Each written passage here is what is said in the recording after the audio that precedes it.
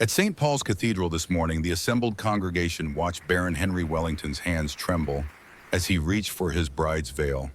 They had come to witness his sacrifice, a proud English nobleman forced to wed an ugly American heiress to save his crumbling estate. Society had whispered for months about poor Miss Campbell's unfortunate appearance. Crooked teeth, scarred skin, the graceless manners of a colonial merchant's daughter. The Baron stood rigid as marble, prepared to claim his plain bride and her father's railroad fortune with cold dignity. But when that veil lifted and 200 guests gasped as one, the Baron staggered backward as though struck. Because Mary Campbell was not ugly. She was absolutely, devastatingly, impossibly beautiful. And the smile playing at her perfect lips suggested she had orchestrated his shock with the precision of a general planning battle. Tell me, dear listener, what happens when a man discovers his sacrifice was built on lies? When the ugly heiress he pitied is actually a cunning beauty who manipulated him from the start? When pride collides with desire and both discover they've been deceived, not by each other, but by their own desperate hearts? Hello everyone! Before we start, make sure to like and subscribe to the channel, like the video and share with loved ones, and tell me in the comments where you're watching from and what time it is there. That way YouTube will keep showing you stories just like this one. Now, let's begin. Wellington Manor stood against the gray English sky like a monument to faded glory. Leaking ceilings, empty servants' quarters, and overgrown gardens told the story of a family brought to ruin. Inside his study, Baron Henry Wellington, 28 years old and hollow-eyed with exhaustion, reviewed the crushing weight of debt ledgers that had become his inheritance. Creditors' letters piled up on his desk, each one more threatening than the last. Final notices screamed in bold ink, 3 months until foreclosure. 3 months until everything his family had built for generations would be seized and sold to the highest bidder. The door creaked open and his younger sister Rebecca entered, worry etched across her 16-year-old face. "Henry, have you slept at all?" He didn't look up from the numbers that mocked him. "Sleep is a luxury we can no longer afford, Rebecca." She moved closer, resting a gentle hand on his shoulder. Their elder brother Thomas had destroyed everything, gambled away fortunes at the clubs, made reckless investments that crumbled to dust, and finally died in a carriage accident racing home from a gaming hell where he just lost 10,000 pounds they didn't have. Their father followed 6 months later, heartbroken and defeated, leaving Henry with nothing but debts and a sister to protect. Henry's mind drifted to another loss. Lady Rebecca Hunt, his former fiancée. They'd been in love once, or so he'd believed, but the moment the money disappeared, so did she. He could still see her face, cold and dismissive, as she broke their engagement without a shred of remorse. "I cannot marry a pauper, Henry. Surely you understand." He understood perfectly. Everyone he'd loved had either abandoned him or destroyed what he tried to build. So he'd stopped loving, stopped feeling, built walls around his heart so high that nothing could reach him anymore. It was safer that way. A knock interrupted his dark thoughts. His solicitor entered, briefcase in hand, wearing an expression that suggested either salvation or damnation. Henry couldn't tell which. "My lord, I have a proposal, an unusual one." Henry gestured for him to continue, too exhausted to care about propriety. "Joseph Campbell, the American railroad tycoon, seeks an English title for his daughter. He's offering 50,000 pounds as a settlement. All your debts cleared, the estate restored, and Miss Mary Campbell becomes Baroness Wellington." Henry's hands stilled on the desk. 50,000 pounds. Freedom. Rebecca's future secured. "There's a catch, isn't there?" Henry asked, because there was always a catch. The solicitor shifted uncomfortably. "The rumors, my lord, they say Miss Campbell is unbearably plain, graceless. Some suggest she may even be disfigured." Henry closed his eyes. Of course, a transaction, nothing more. Beauty for money, his title for Campbell's fortune, a wife he would never have to feel anything for. "Draw up the contract," he said quietly, his voice devoid of emotion. "My lord, perhaps you'd like to see a portrait first? Request a meeting?" "No, Henry's response was immediate. "I don't need to see her. This is a business arrangement. Her appearance is irrelevant. He signed the contract that same evening, his hands trembling only slightly. As he set down the pen, he muttered to the empty room, "At least an ugly wife won't tempt me to feel anything." He didn't know how wrong he was about to be. 2 months earlier, across the Atlantic Ocean, Mary Campbell stood in her father's opulent New York mansion library, surrounded by books that had been her only true friends for years.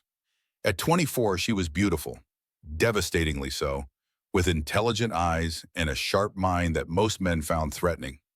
But beauty, she'd learned, was often a curse rather than a blessing. Her fingers traced the spines of the books as memories she'd tried to bury clawed their way to the surface. 2 years ago, in this very library, Richmond Tarley had cornered her. She could still feel his hands on her, could still hear her own screams echoing off the walls. Her father had paid Tarley off to avoid scandal, but the damage was done. The shame, the whispers, the way society suggested she must have encouraged him, it had nearly destroyed her. Now her father's business associates eyed her like merchandise at an auction, calculating her dowry against their debts. She could see it in their faces. They wanted her money, would tolerate her mind if necessary, and expected her beauty to be compensation enough for their lack of genuine affection. She was done being a prize to be won. "Papa," she said, turning to face Joseph Campbell, who sat behind his massive desk reviewing railroad contracts. "I have a plan." He looked up, one eyebrow raised. His daughter rarely sought his counsel, preferring to solve her own problems. "I'm listening. I want to spread rumors that I'm ugly. Test the character of potential suitors." Joseph set down his pen slowly. "Explain." Mary moved to the window, looking out over the Manhattan streets. "I want a man desperate enough to marry me sight unseen. Then I'll know he values honor over appearance. I'll know he's marrying for practical reasons, not because he thinks my beauty compensates for my inconvenient intelligence. And when he discovers the truth, then at least I'll know the truth of who he is." Her voice hardened. "I'd rather be resented honestly than loved for the wrong reasons." Joseph studied his daughter, brilliant, wounded, armoring herself in the only way she knew how. "Very well, I'll put out feelers in London. Find someone suitable." Over the following weeks, Mary meticulously crafted her deception.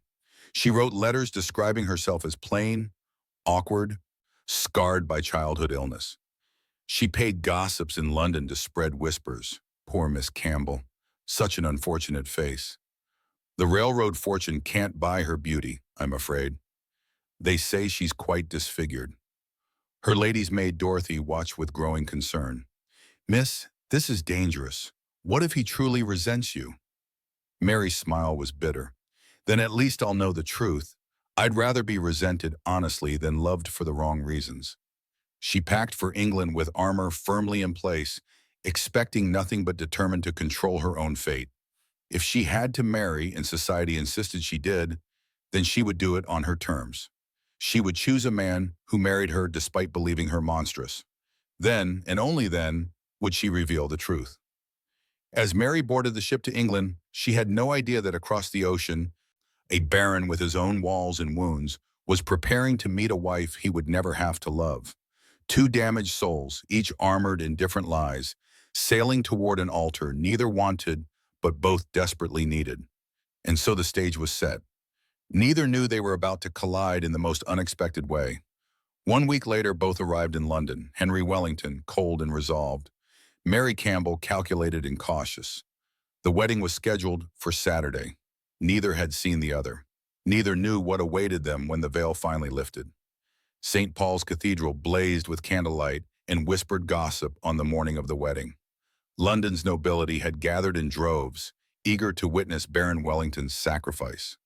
The marriage of a respected, if impoverished, peer to an ugly American heiress. The atmosphere crackled with anticipation and barely concealed schadenfreude. Henry stood at the altar, his jaw clenched so tightly it ached, shoulders rigid as stone. He wore his finest suit, one of the few that hadn't been sold to pay debts, and stared straight ahead with the expression of a man facing execution. Beside him, his best man, Lord Edmund Fairfax, shot him sympathetic glances. "You don't have to do this, Henry. We could find another way. There is no other way. Henry's voice was flat, emotionless. This is done. In the third row, Lady Rebecca Hunt sat with a cruel smile playing at her lips, savoring his downfall. She'd married a wealthy duke the previous year and wore her triumph like a crown. Seeing Henry reduced to this, marrying an ugly heiress for money, was the sweetest revenge for his brief attempt to win her back. The organ swelled and the massive cathedral doors opened. Mary appeared and the congregation collectively held its breath.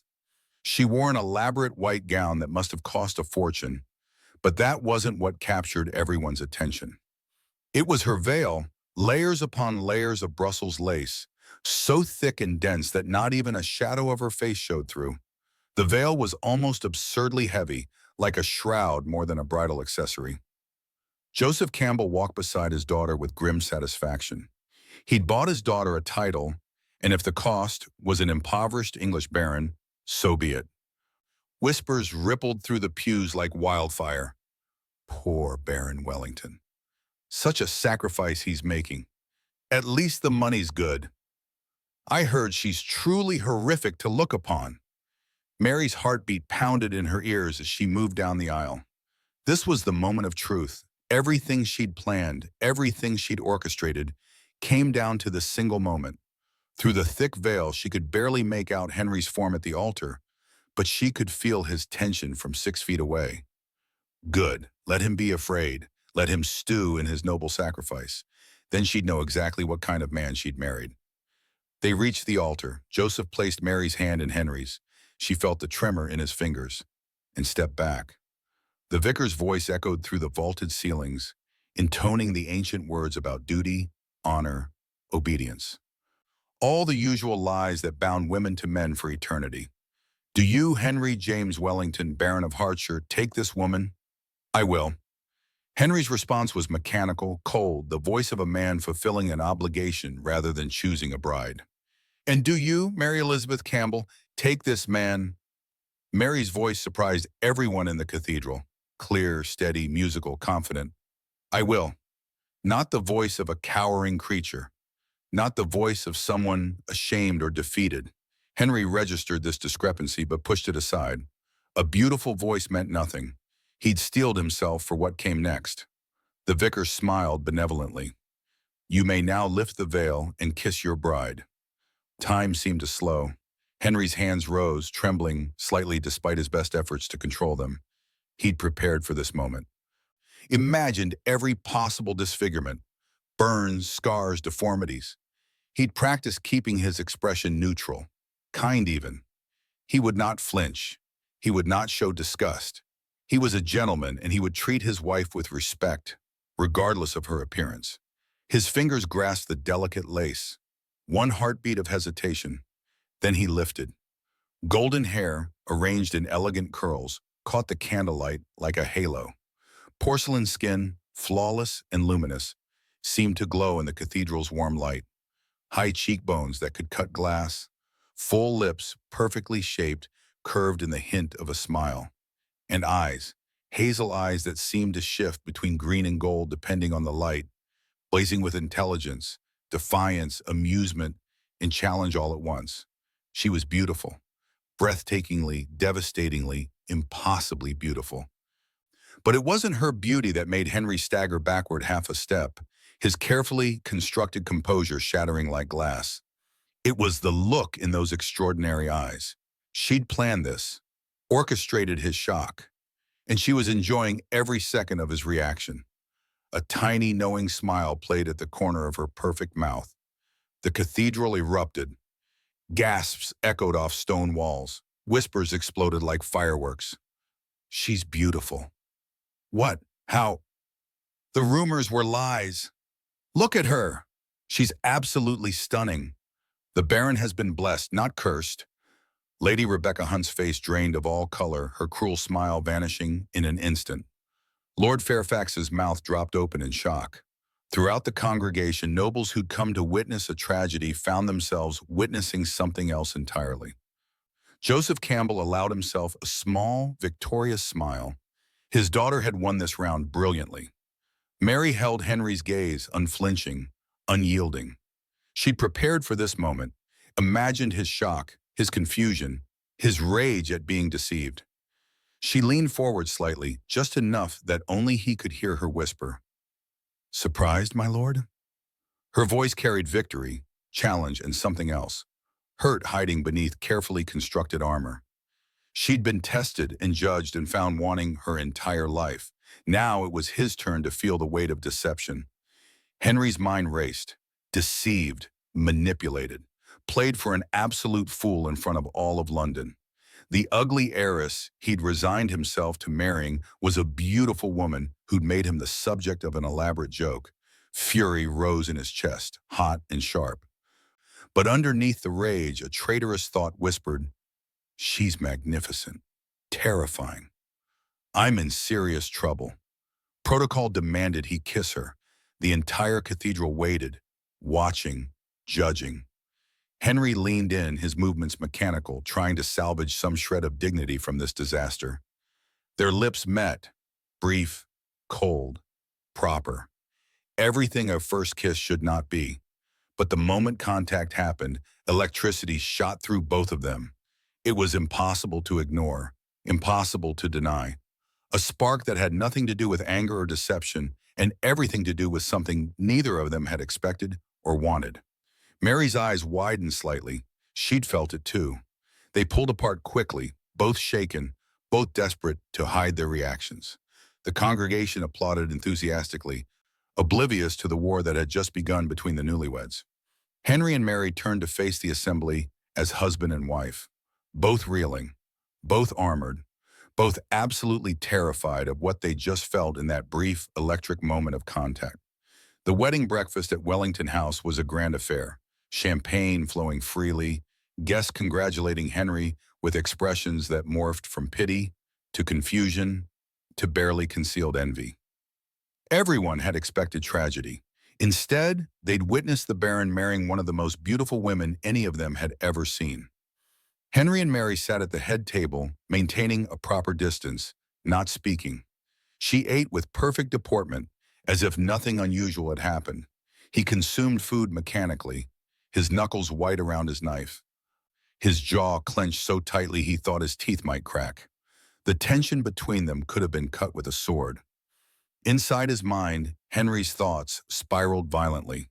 She lied. Let him believe lies. Made him a fool before all of London society. The whispers and stares would follow him for years. Remember when Wellington thought he was marrying an ugly heiress? They'd laugh about it in clubs, in drawing rooms, at dinner parties. He told himself he should feel relief. At least she wasn't ugly.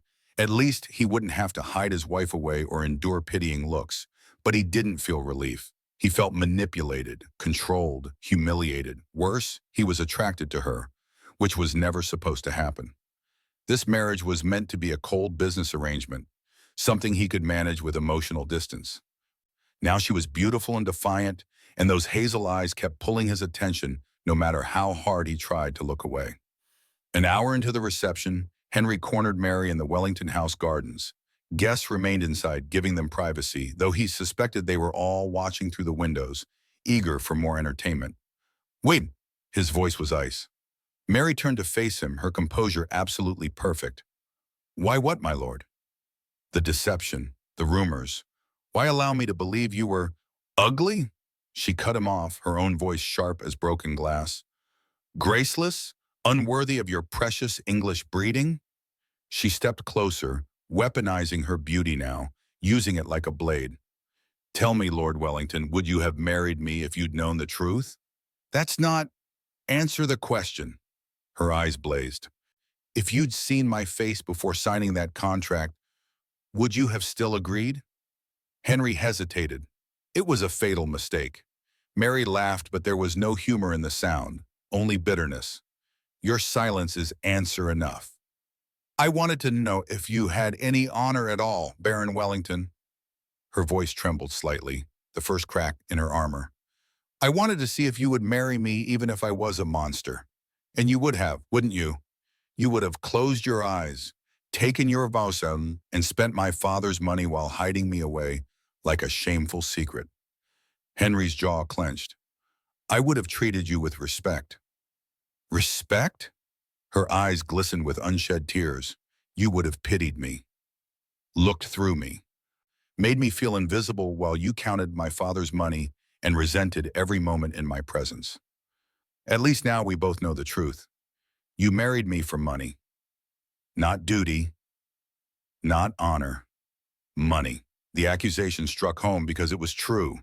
Henry had married for money, dressed it up as duty to his family, as sacrifice for his sister, but at its core, he'd sold himself for £50,000. His anger rose in response, defensive and hot. And what about you? You manipulated this entire situation, spread lies about yourself, made a fool of me before all of London. What does that make you? It makes me someone who learned to protect herself. Her voice dropped, became almost vulnerable. There's a difference. Henry opened his mouth to argue, but she continued, her words rushing out now like a dam breaking. I spread those rumors myself, every single one. I wrote the letters, paid the gossips, created the light of the ugly heiress. Why? Mary turned away from him, hiding sudden emotion. Because I was tired of English lords courting me with poetry while calculating my net worth in their heads. Tired of being seen as a beautiful prize to be won rather than a person with thoughts and feelings. Her voice broke slightly, and Henry saw her shoulders tremble. I wanted someone honest enough to admit they were marrying for money, not dress it up as noble sacrifice, not pretend it was love or duty when it was just business. She turned back to face him, tears streaking down her perfect face. Congratulations, Baron. You got your fortune. You can restore your precious estate, secure your sister's future, and hold your head high in society. And I got exactly what I expected. A husband who will resent me for being what he didn't want. Real. She walked away, leaving Henry standing alone in the garden, the sound of celebration drifting through the open windows. He wanted to call her back, wanted to explain that it was more complicated than she understood. But pride held him silent, frozen in place like a statue. Inside, guests toasted to the happy couple. Neither Henry nor Mary returned to the reception. That night, they retired to separate chambers, his at the east end of Wellington House, hers at the west, as far apart as the house would allow. Both lay awake, intensely aware the other was somewhere in the building, both replaying the moment their lips had touched at the altar. Both wondering what they'd done, what they'd gotten themselves into, what happened next. Both absolutely refusing to admit they'd felt something when they kissed, something that terrified them more than anger or deception ever could. The battle lines were drawn. Resistance was their armor, but cracks were already forming, whether they were ready to acknowledge them or not. The morning after the wedding arrived gray and miserable, matching Henry's mood perfectly. They had to travel to Wellington Manor together. 6 hours trapped in a closed carriage, facing each other with nowhere to escape. Mary appeared at the appointed hour wearing a traveling dress of deep blue, her face composed and distant. She carried a book, obviously planning to ignore him for the entire journey. Fine. He had no desire to speak with her either. They settled into the carriage in oppressive silence. The driver closed the door and they were enclosed in the small space together. Henry positioned himself in one corner, staring determinedly out the window. Mary opened her book and began reading, her expression betraying nothing. The first 2 hours passed without a single word between them. The countryside rolled by, green hills, stone walls, small villages. Henry counted church steeples to keep his mind occupied. Anything to avoid thinking about the woman sitting across from him, the subtle scent of her perfume filling the carriage, the rustle of pages as she turned them. Then, with a violent lurch and the sound of splintering wood, the carriage tilted sharply to one side. Mary gasped, dropping her book as she braced herself against the wall. Henry instinctively reached out to steady her, his hand grasping her arm before he could think better of it. The carriage came to a stop at an awkward angle. Voices shouted outside, the driver cursing, the footman assessing damage. Henry released Mary's arm and pushed open the door. What happened? Wheels broken, my lord, the driver called down, his face apologetic. Hit a rut we didn't see. The wood split clean through. Going to take several hours to repair. and that's if we can find a blacksmith nearby. Henry helped Mary down from the tilted carriage. She accepted his hand without comment, though he felt the tension in her grip. Dark clouds gathered on the horizon, promising rain. The air had that electric quality that preceded storms. "Nearest shelter?" Henry asked the driver. "Coaching in about a mile up the road, my lord, the Red Lion. It's modest, but clean enough." "Very well. We'll wait there. Send word when the carriage is ready." The walk to the inn took 20 minutes. By the time they arrived, the first raindrops had begun to fall. The Red Lion was indeed modest, a squat stone building with low ceilings and a common room that smelled of ale and wood smoke. The innkeeper, a round woman with kind eyes, looked flustered to see nobility on her doorstep.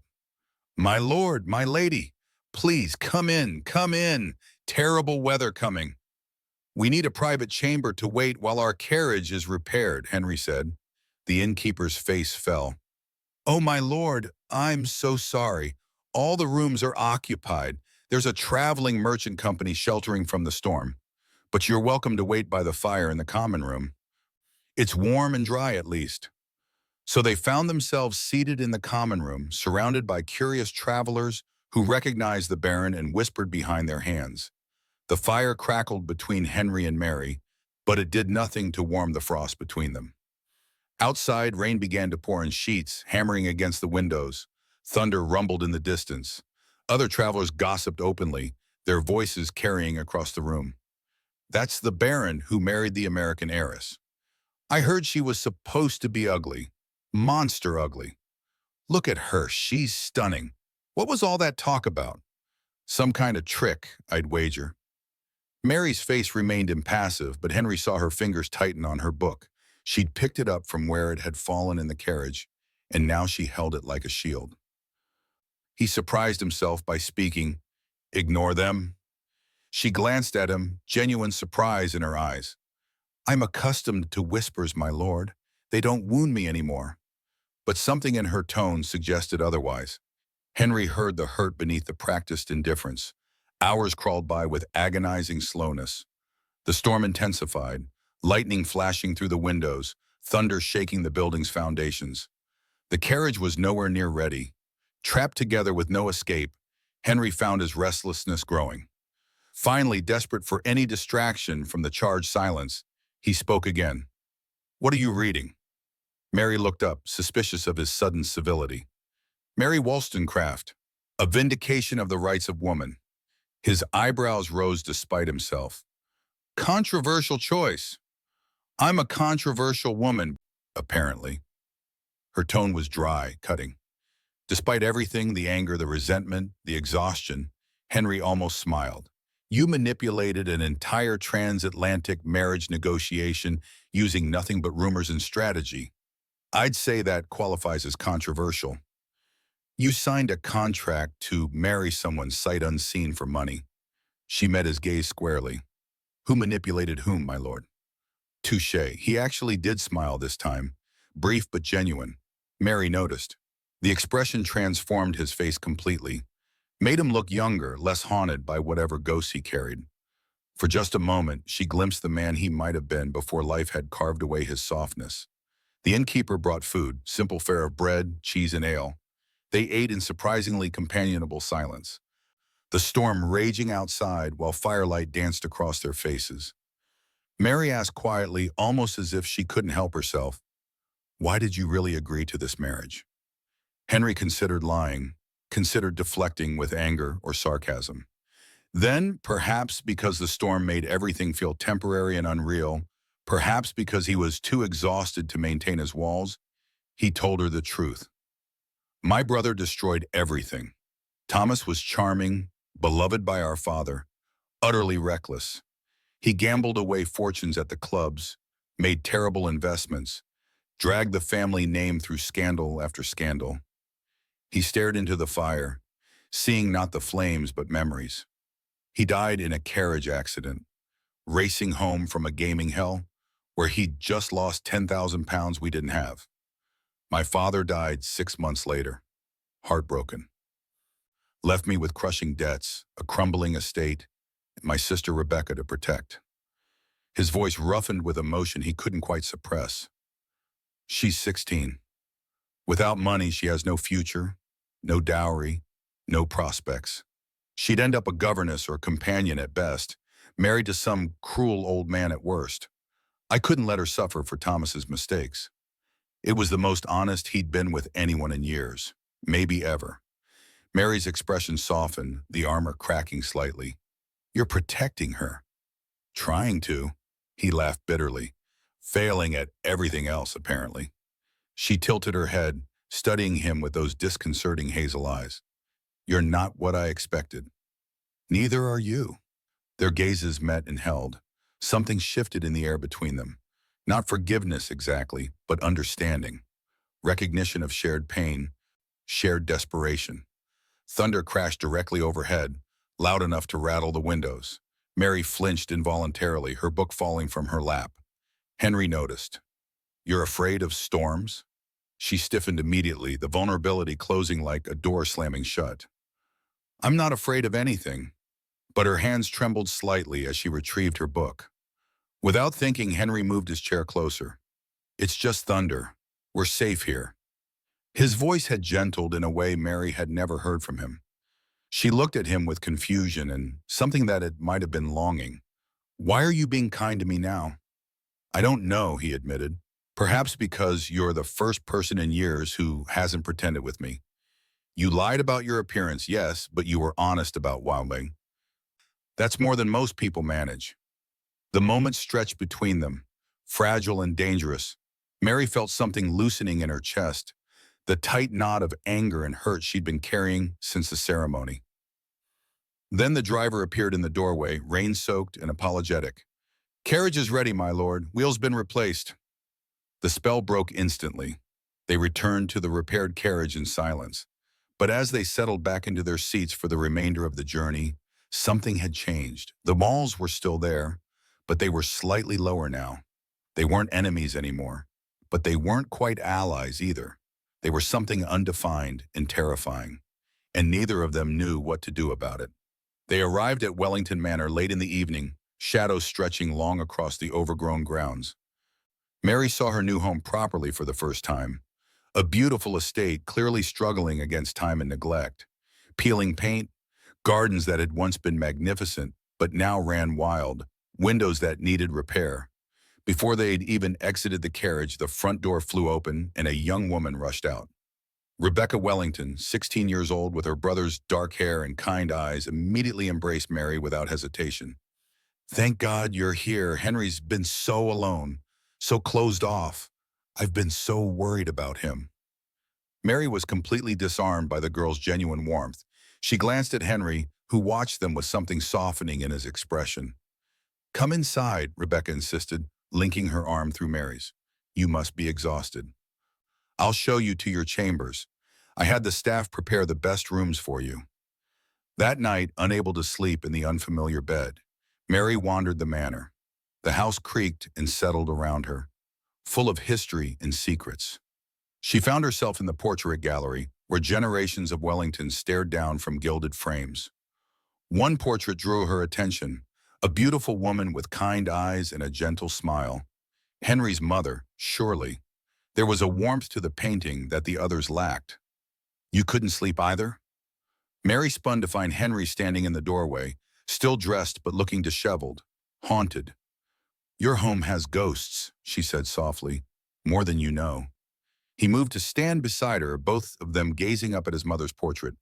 In the dim candlelight, his face looked younger, more vulnerable. She died when I was 12, he said quietly.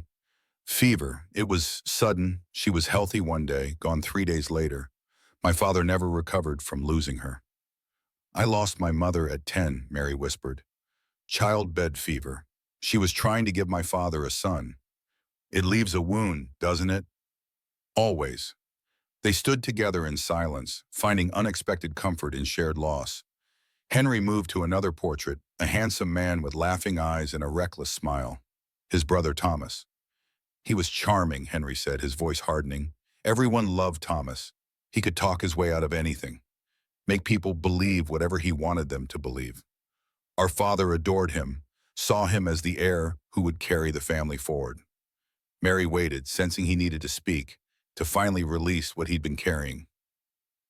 Thomas gambled everything at the clubs, made terrible investments in schemes that were obviously doomed.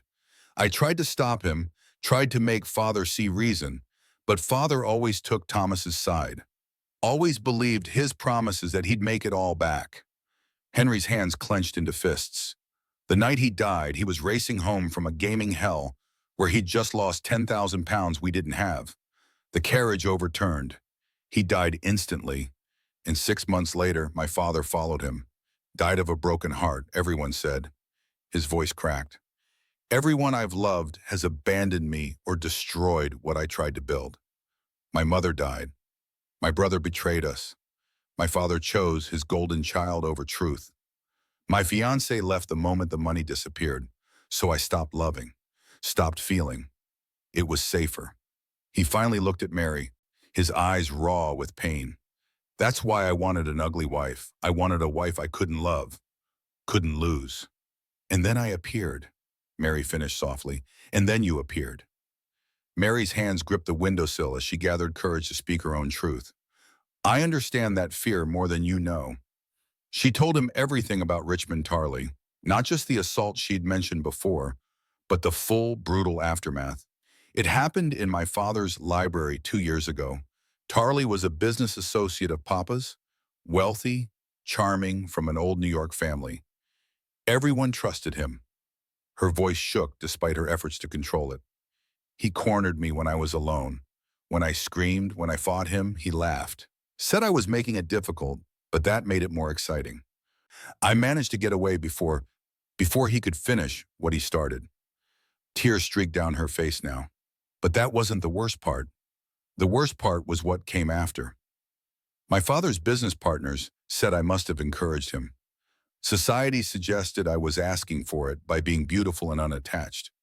I was 17, Henry, 17, and they made me feel like it was my fault.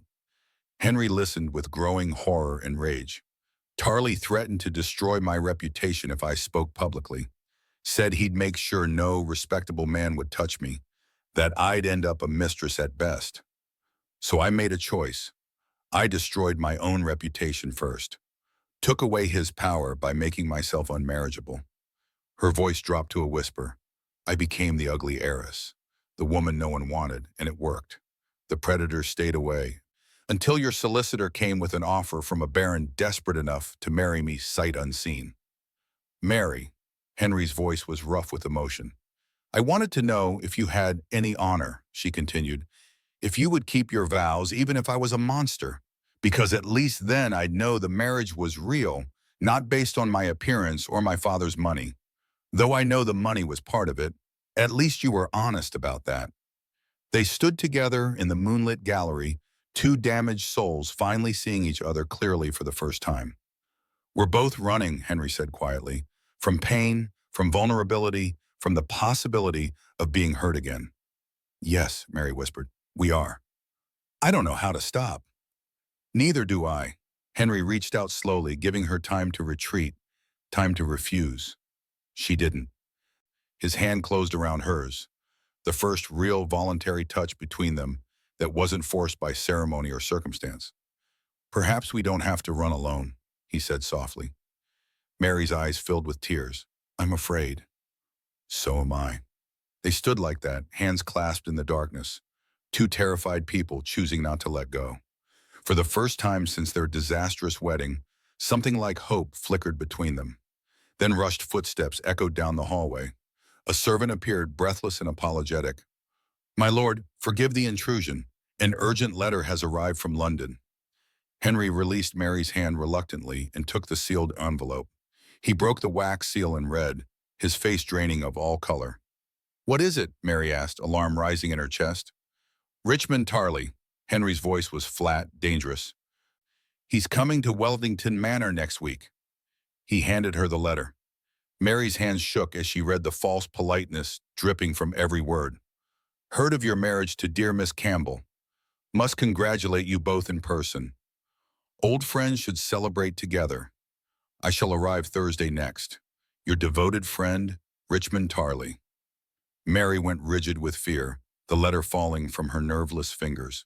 All the progress they just made, the tentative connection, it all vanished beneath a wave of terror. Henry saw her face and something fierce ignited in his chest. His protective instincts flared to life. He will not touch you. I swear it on my life. You don't understand what he's capable of. Then tell me. Tell me everything so I can protect you properly. Mary looked at him and saw something she hadn't expected, hadn't dared hope for. A man willing to fight for her. Not for her money, not for her beauty, but for her safety, her well-being. For the first time since her wedding day, she felt a genuine flicker of hope. Maybe, just maybe, she wasn't alone anymore. The next morning, Henry and Mary met in his study. The awkwardness from before had transformed into something new. Partnership.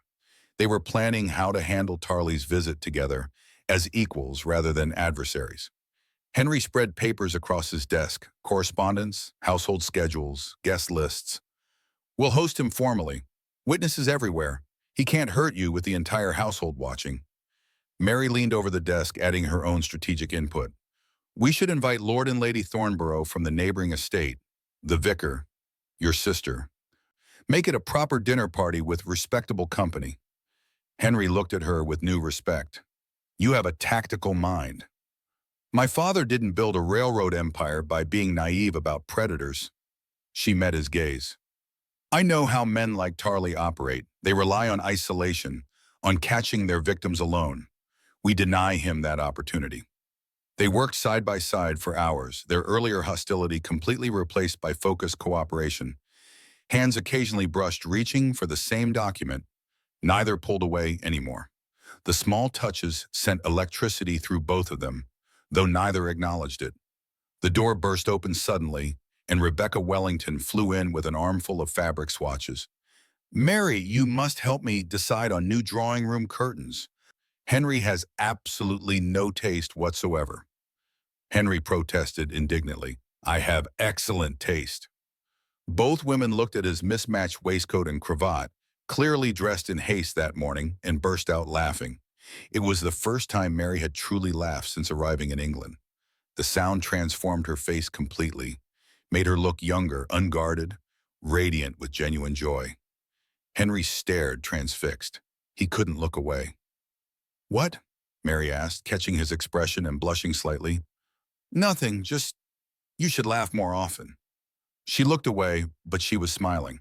A real smile, not the practiced social mask she usually wore. That afternoon, Henry asked Mary to walk the estate with him. He showed her the grounds, the tenant farms, the places he'd loved as a boy. I used to hide in that oak tree when my father and brother argued, he said, pointing to a massive tree with branches perfect for climbing. I'd stay up there for hours, reading books and pretending I was somewhere else. They walked further to an overgrown garden choked with weeds. Here, his voice softened. My mother grew roses, every color imaginable. White, red, pink, yellow. She'd spend hours out here talking to them like they were children. Mary touched his arm gently. I lost my mother at 10, childbed fever. It leaves a wound, doesn't it? One that never quite heals. Always, she agreed quietly. They walked in comfortable silence after that, finding peace and shared understanding. The afternoon sun warmed the air, and for the first time, Wellington Manor felt like it could become a home rather than a prison. Evening came softly. Henry heard piano music drifting through the halls and followed the sound to the music room. He found Mary at the pianoforte, her fingers moving across the keys with practiced grace. She was playing Beethoven's Moonlight Sonata, hauntingly beautiful, filled with melancholy and longing. He stood in the doorway, not wanting to interrupt, just watching and listening. She glanced up, sensing his presence, but continued playing. The music swirled around them like a living thing. Do you play? She asked when the piece ended. Not well. My mother tried to teach me before she died. Sit, I'll teach you. He crossed the room and sat beside her on the bench, close, shoulders almost touching. He was intensely aware of her warmth, her scent, lavender and something uniquely her. Mary guided his fingers over the keys, patient and encouraging. Here, this is C major. Feel how the chord resonates? You're a natural teacher, Henry murmured, And you're a better student than you pretend to be. Their eyes met. Something electric passed between them. The same spark they'd felt at the altar, but stronger now, fed by growing understanding and tentative trust. Henry's hand came up to cup her cheek, his touch gentle. Mary. She closed her eyes, leaning into his palm. Her breath caught. He leaned closer, drawn by a force he couldn't resist. Their lips were inches apart. She didn't pull away, waited, wanting. Mary. He whispered her name like a question in a prayer. Then, crash. A servant dropped a tray in the hallway outside, the sound of shattering porcelain, destroying the moment completely. They sprang apart, both flushed, both shaken, both breathing too fast. I should retire, Mary stammered, standing abruptly. It's late. Yes, of course, good night. Henry's voice was rough. She fled the room, her heart pounding against her ribs. Henry sat alone at the piano, his hands still tingling from touching her face, his lips still anticipating a kiss that never came. That night, both lay awake in their separate chambers. Mary touched her cheek where his hand had been, wondering what would have happened if they hadn't been interrupted. Henry stared at the connecting door between their rooms, visible in the darkness, wondering if he should knock, should cross that threshold. Both whispered variations of the same thought into the darkness. This wasn't supposed to happen. Both beginning to realize they were falling despite every wall they'd built. Both terrified of what that meant. The fragile bond between them grew stronger with each passing hour, but neither knew that tomorrow would test it beyond breaking. Tarley's arrival loomed just days away, bringing with it the threat of destroying everything they'd carefully built. 3 days later, Richmond Tarley arrived at Wellington Manor in a gleaming carriage pulled by matched black horses, a deliberate display of wealth designed to intimidate. Mary stood on the front steps beside Henry, his arm linked through hers in a show of unity. The moment she saw Tarley emerge from the carriage, she froze.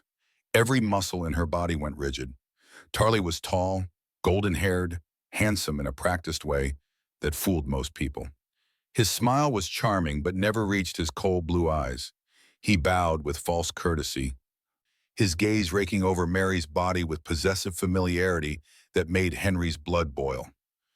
Lord Wellington and dear Mary, forgive me. Lady Wellington now. How absolutely delightful to see you again. The way he said her name, like he owned it, like he owned her, made Mary's stomach turn.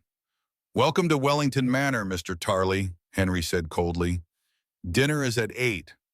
How gracious of you to receive me. Tarley's smile widened. I simply couldn't miss the opportunity to congratulate you both personally. Such a surprising match. Henry felt Mary's hand tremble where it rested on his arm. He covered her hand with his own, a silent message. I'm here. You're safe. That evening, the formal dinner party assembled in Wellington Manor's grand dining room. Lord and Lady Thornborough, the vicar, Rebecca, and several local gentry filled the table. Candles blazed, silver gleamed, and servants moved silently between courses. Tarley held court from his seat, charming everyone except Henry and Mary. He told stories of New York society, subtly inserting comments about Mary that made her skin crawl. Dear Mary was quite the toast of Manhattan before her departure. So many admirers vying for her attention. I myself was quite captivated by her. The way he said captivated, like he was savoring a private joke, made Mary's stomach turn. Under the table, her hands shook violently. She'd barely touched her food, couldn't force anything past the knot in her throat. Henry's knuckles whitened around his wineglass. Every instinct screamed at him to throw Tarley out immediately, but he couldn't create a scene in front of guests without explanation. After dinner, the party moved to the drawing room for cards and conversation. Mary excused herself, desperate for air, for escape from Tarley's predatory gaze that followed her constantly. She retreated to the library, trying to steady her breathing, pressing her hands against her face. She was safe. She was in her own home. Tarley couldn't hurt her here. The door opened. She thought it was Henry. It was Tarley.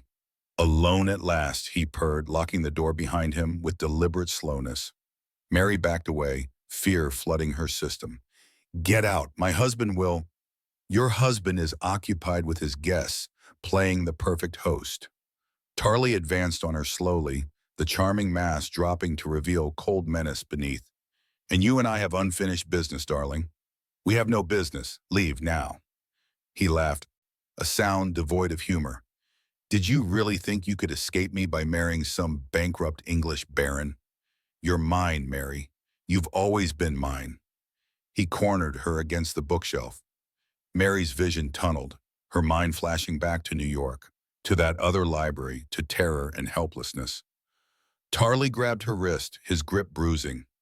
That pretty baron is just borrowing what belongs to me. It's time I took back what's mine. Mary fought, struggled, tried to scream. Tarly clamped a hand over her mouth, pressing his body against hers. Quiet, darling. You wouldn't want to cause a scene. Think of the scandal. The door crashed open with explosive force. Henry appeared in the doorway, his face transformed into something murderous. Get your hands off my wife. Tarly smirked, not releasing Mary. Wellington, we were just reminiscing about old times. Mary and I have such intimate history. Henry didn't respond with words. He crossed the room in 3 strides, and his fist connected with Tarly's jaw with devastating force. Tarly crashed backward into a chair, blood streaming from his split lip. Mary collapsed against the bookshelf, shaking violently. Tarly wiped blood from his mouth, laughing cruelly even as he struggled to stand. My, such violence. Ask her, Wellington, ask your pure, innocent wife about our history. Henry helped Mary to her feet, his hands gentle despite the rage radiating from him. Are you hurt? Did he? She was shaking too hard to speak, mute with shock and fear. Tarly continued, venom dripping from every word. She didn't tell you, did she? About our engagement? Oh yes, Mary and I were engaged in New York. She broke it off when she discovered I had other interests. A woman scorned, you understand. Henry froze. What? That's a lie. Mary finally found her voice. We were never... Her father has the contracts still, gathering dust in his study. I came here to win back what's mine, to claim my bride. Henry looked between them, Tarly confident and smirking, Mary terrified and shaking. Seeds of doubt crept in despite his efforts to resist them. His old wounds, his trust issues, his fear of being deceived, they all surfaced at once. Henry, he's lying, Mary pleaded. He's trying to destroy what we're building. Please. But he mentioned contracts, Henry said slowly. Why would he lie about something so easily verified? Because he's a predator. He wants to hurt me by turning you against me. But Henry's demons were whispering now. His brother's lies, his father's betrayals, Rebecca Hunt's abandonment. Everyone lies, everyone leaves. How can you trust her? What else have not you told me? The words came out harder than he intended. First the lies about your appearance. Now this? How dare you, why? Mary's voice broke with devastation. I trusted you with my pain. Told you what he did to me. And the first time he challenges it, you doubt me? I don't know what to believe anymore. The words hung between them like a death sentence.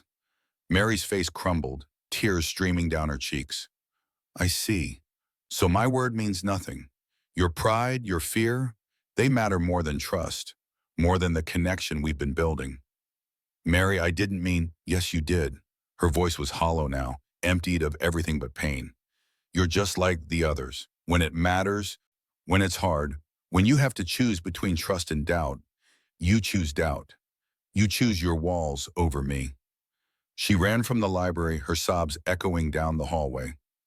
Henry ordered Tarly to leave immediately, his voice deadly quiet. You're no longer welcome here. If I see you near my wife again, I'll kill you. That's not a threat. It's a promise. Tarly left, but the damage was done. The poison had been planted, and Henry stood alone in the destroyed library, torn between protective rage and toxic doubt. He wanted to believe Mary, wanted to trust her word completely. But Tarly's confidence had shaken him, and all his old trauma rose up like ghosts. Whisper that everyone lies, everyone deceives, everyone eventually betrays. By morning, Mary had packed her belongings. She was leaving for her father's London residence. Henry found her in the entrance hall, trunks already loaded into the carriage. You're going? You gave me no choice. Her face was pale, eyes red from crying all night. I won't stay where I'm not believed. Mary, please, let me write to your father. Verify. Verify, she laughed bitterly. There it is again. You need proof. My word isn't enough. The trust we built means nothing the moment it's tested. She looked at him with such devastation it physically hurt. I thought we were building something real. I thought you saw me. Not my appearance, not my money, but me. But you're still that man at the altar. The one who wanted an ugly wife so he'd never have to risk his heart. That's not fair. Life isn't fair, Baron. Neither is love. She turned toward the carriage. Goodbye, Henry. Don't go. Please don't. But she climbed into the carriage without looking back. Henry watched it disappear down the drive, taking with it everything he'd started to hope for. Rebecca appeared beside him, her young face furious. You're an idiot, brother. I know. You had something real, something precious, and you threw it away because you're too afraid to trust anyone. I know. So what are you going to do about it? Henry didn't answer. He'd destroyed the best thing that ever happened to him, and he didn't know if he could fix it. 3 days passed in misery. Wellington Manor felt empty without Mary. Her laughter gone, her music silent, her presence erased as if she'd never been there at all. Henry buried himself in ledgers and correspondence, trying not to think about her. But everywhere he looked, he saw her. The library where she'd read Wollstonecraft, the piano where they'd almost kissed, the gardens where they'd walked and talked and started to trust. Rebecca refused to speak to him beyond icy politeness. You chose pride over her, she said coldly. You deserve this misery. Lord Fairfax visited and found Henry disheveled and drinking in the middle of the afternoon. You look terrible, my friend. I've been better. Have you gone after her? What's the point? She'll never forgive me? So you're just giving up? That's not the Henry Wellington I know. But Henry couldn't move, couldn't act. He was paralyzed by fear and shame and the certainty that he'd ruined everything beyond repair. Despite his doubts, despite his self-imposed isolation, Henry couldn't let it go completely. Some part of him, the part that had started falling in love with Mary, needed to know the truth. He wrote to Joseph Campbell in New York, asking for verification of Tarley's claims about an engagement. He hired an investigator to look into Tarley's background, his history, his character. Days crawled by with agonizing slowness. Henry spiraled deeper into regret with each passing hour. He realized too late that he'd been a coward again. The moment things got difficult, he'd reverted to his walls, his fear, his refusal to trust. Mary had been right about everything. A week after Mary left, responses arrived simultaneously. 2 letters delivered within minutes of each other. Joseph Campbell's letter was scathing. There was never any engagement between my daughter and Richmond Tarley. The man assaulted her. I paid him substantial money to stay away from her, to never speak her name again. If you've doubted Mary's word for even a moment, you're a fool and unworthy of her. She deserves better than a coward who can't see the truth when it's standing in front of him. The investigator's report was even more damning. Richmond Tarley had a history spanning years, assaulting women, buying his way out of consequences, spreading lies to ruin reputations when rejected. 2 other women in New York had similar stories. 3 more in Boston, all paid off, all silenced. Henry read it all, horror and shame washing over him in waves. Oh God, what have I done? Lord Fairfax found him sitting in the dark library hours later, the letters scattered around him like accusations. She was telling the truth, Henry said hollowly, about all of it. Every word. I know. And I'm sitting here in the dark and instead of going after her, like I should have done immediately. Fairfax sat beside his friend. So stop sitting. Go to London. Fight for her. What can I say? How do I apologize for not believing her when it mattered most? For choosing my fear over her trust? You say exactly that, Fairfax said firmly. You tell her the truth, that you were a coward, that your fear made you cruel, that you love her and you're desperately sorry. Henry looked up sharply. I do love her. God, Fairfax, I love her so much, it terrifies me. Then tell her that. She won't forgive you easily. She shouldn't. But you have to try. Otherwise, you're just proving her right, that you'd rather hide behind your walls than fight for her. Henry stood suddenly, decision crystallizing. I'm going to London. Tonight. Finally, Fairfax said with relief. Rebecca appeared in the doorway, having overheard everything. Bring her home, Henry, and this time don't be an idiot. Henry embraced his sister. I'll try. I swear I'll try. He packed hastily, taking the fastest horse from the stables. As he rode through the night toward London, his mind raced with what he'd say, how he'd apologize, whether she'd even see him. He was terrified she'd refuse him, but he was more terrified of never trying, of living the rest of his life knowing he'd been too much of a coward to fight for the woman he loved.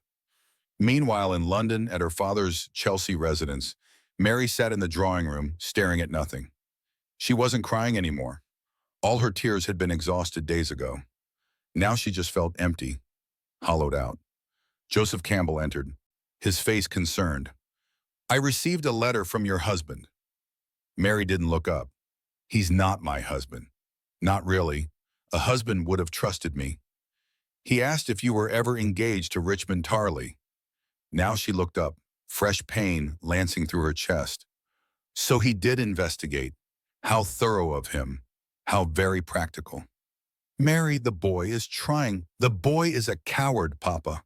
Her voice broke on the words. He chose doubt over faith the moment it mattered. I gave him my trust, told him my deepest pain, and he threw it back in my face. Joseph sat beside his daughter, taking her hand. He was wrong. Terribly, unforgivably wrong. But people make mistakes when they're afraid. I was afraid too, Mary whispered. I trusted him anyway. I chose vulnerability despite my fear. Why couldn't he do the same? That night, Mary wandered her father's house, unable to sleep. She remembered Wellington Manor, Henry's rare smiles, his gentle touch, the way he'd looked at her in the library before Tarley destroyed everything. She was angry, hurt, betrayed. But underneath all of it, she still loved him. She hated that she loved him. Hated that her heart refused to let go, even when her mind screamed that she should. Dorothy, her lady's maid, found her standing at a window overlooking the dark garden. You should sleep, miss. I can't. I keep thinking about him. Lord Wellington? I thought we were building something real, Mary said, her voice breaking. I thought he saw me. Not my beauty, not my money, but me, the person underneath everything. Perhaps he did see you, Dorothy said gently. Perhaps he just forgot for a moment when fear took over. A moment that destroyed everything we'd built. But even as she said it, she wondered, could it be rebuilt? Was love strong enough to survive this kind of wound? She didn't know, and not knowing was almost worse than the pain itself. Dawn broke over London in shades of gray and gold. A knock at the Campbell door, urgent, insistent, desperate. The butler answered to find Henry Wellington on the doorstep, disheveled from riding all night, mud-splattered, his eyes wild with exhaustion and determination. I need to see my wife. Please. Lady Wellington is not receiving visitors, my lord. Please, Henry's voice broke. I know I have no right. I know I failed her in the worst possible way. But I'm begging you, 5 minutes. That's all I ask. Joseph Campbell appeared on the stairs, his face stern.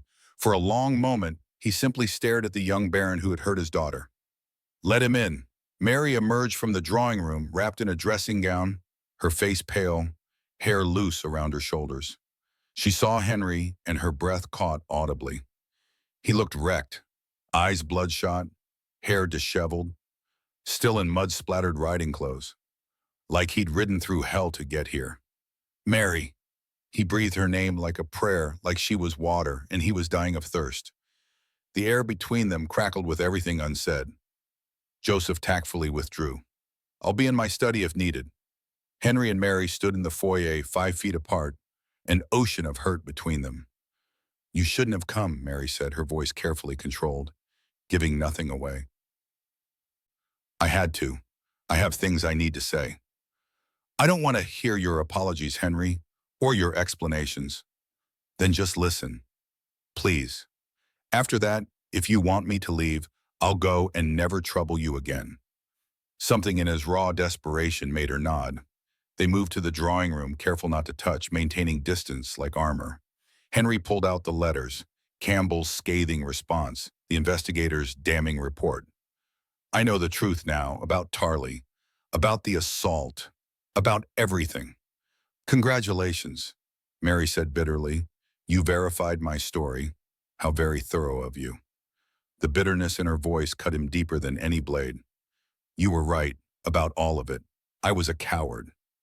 He moved closer, his voice breaking with emotion. When Tarley said those things, when he planted doubt, I let my fear win. All my old wounds, my brother's betrayals, my father's blindness, being abandoned by everyone I've ever loved, they all came rushing back, and I let them control me. So you doubted me. Yes. He didn't make excuses, didn't try to soften it. I doubted you when I should have trusted you. I chose my walls over you, and I will regret it for the rest of my life. Henry dropped to his knees before her, a proud baron kneeling in desperate supplication. I don't deserve your forgiveness. I know that, but I'm asking anyway. Tears streamed down his face without shame. I love you, Mary. I love your courage and your brilliant mind and the way you play Beethoven. I love how you see through my defenses, how you refuse to be invisible or meek or anything less than exactly who you are. His voice broke completely. I love you, and I failed you when you needed me most. When you trusted me with your pain, with your truth, I threw it back in your face. I became exactly like the men who hurt you before. Mary's own tears fell now, but she didn't speak, didn't move toward him. You asked me once if I would have married you if I'd known you were beautiful. The truth is yes, I would have. Not because of your beauty, but because of this. He touched his heart. Because of who you are, your strength, your fire, your refusal to let the world diminish you. I wanted an ugly wife because I was afraid of feeling, afraid of needing, afraid of losing. His voice dropped to a whisper. But Mary, I've lost you anyway by being too afraid to fight for you when it mattered. Mary stood abruptly, moving away from him, wrapping her arms around herself protectively. Do you know what it felt like? To finally trust someone, to open up about the worst thing that ever happened to me, and then have them doubt you? I can't imagine. No, you can't. Her voice rose with pain that had been building for days. I told you what Tarley did to me. I showed you my wounds, my scars, my deepest shame. And the moment he challenged it, you believed him over me. She whirled to face him, tears streaming. I'd already been assaulted, already had people question my story, already been told I was lying or exaggerating or asking for it. And then you, the one person I thought was different, the one person I'd started to trust, you did the exact same thing. Henry flinched as if physically struck. I know, he said hoarsely. God, Mary, I know. And I will spend the rest of my life trying to make it right, if you'll let me. Some things can't be made right, Henry. Her voice was hollow now, emptied of rage, leaving only exhaustion. Silence stretched between them, heavy and painful. Mary looked at him, still on his knees, tears on his face, completely vulnerable in a way she'd never seen before. She thought about her options. Send him away, protect her heart, live safe and alone, or choose vulnerability again, risk being hurt, but possibly find real love. Why should I believe you now? She asked quietly. Why should I trust that you won't doubt me again the next time things get hard? Because they will get hard, Henry. Life is full of challenges and obstacles. Henry looked up at her, not bothering to wipe away his tears. Because I've learned what it costs. Because losing you showed me what truly matters. Because I would rather die than make you feel that pain again. Pretty words. Then test me. He stood slowly, carefully. Let me prove it. Give me a chance to be the man you deserve. The man who trusts you, believes you, fights for you no matter what.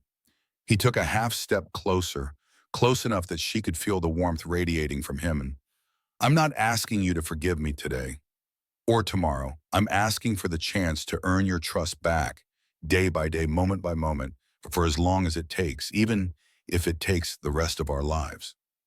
Mary turned to face him fully, her face wet with tears. I'm still angry, still hurt. I know. I don't know if I can trust you again. I understand. But she took a shaky breath, making the hardest choice of her life. I don't want to spend my life running from the possibility of love just because it's safer. I've already done that once. I won't do it again. Hope flared in Henry's eyes, fragile but real. I spread those rumors about myself to protect my heart, built walls to keep predators out. But those walls also kept out anyone who might genuinely care. She stepped closer to him. You hurt me, Henry, deeply, more than you can possibly understand. And I need you to know that forgiveness won't come easily. I'll wait, he said immediately, as long as it takes, years if necessary. But I also need you to understand something else. Her voice softened despite her efforts to stay angry. I love you, despite everything, despite the pain, despite the fact that you shattered my trust. I still love you. And I'm choosing to be brave enough to try again. Henry's face crumpled with relief and overwhelming emotion. Mary. But things have to change, she continued firmly.